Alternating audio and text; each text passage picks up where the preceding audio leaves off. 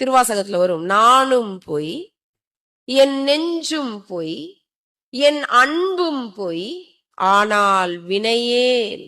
ஏன் வினை பிடிச்சவங்க நம்ம. வினை இல்லைன்னா இந்த தேகம் கிடையாது, தெரியுங்களா?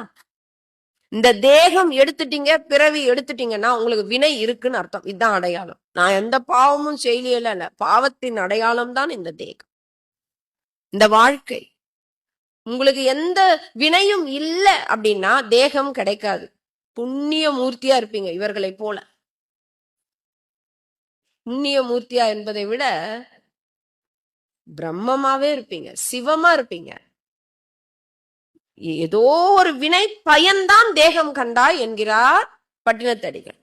இந்த தேகம் எதுக்கு வந்தது உனக்கு தெரியாது. நீ செஞ்ச பாவ புண்ணியத்தின் அடையாளம் தான் இந்த தேகம். அதுல நீ வாழற வாழ்க்கையை நீ தான் எழுதுன. உன் பாவ புண்ணியம் தான் இங்கு போட்டு எழுதுது. நீ ஒவ்வொரு நாளும் எப்படி இருக்கிறாய் என்பதை உன் பாவ புண்ணியம் தான் கணக்கு கொடுக்குது. இந்த மாதிரி நாளைக்கு எப்படி இருக்க போறன்றது இன்னைய செயல்கள் தீர்மானிக்கிறது. அப்ப உன்னுடைய பாவ புண்ணியம் தான் தீர்மானிக்கிறது. இந்த வினை பயனே நீ தேகம் கண்டிருக்கிறாய்.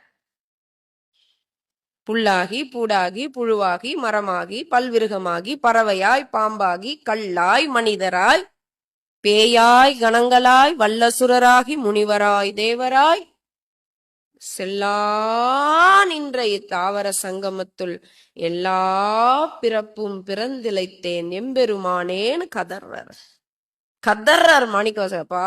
எல்லாம் பிறப்பு பிறந்துட்டேன்ப்பா, போதும்பா, என் கணக்க முடிச்சிருப்பா,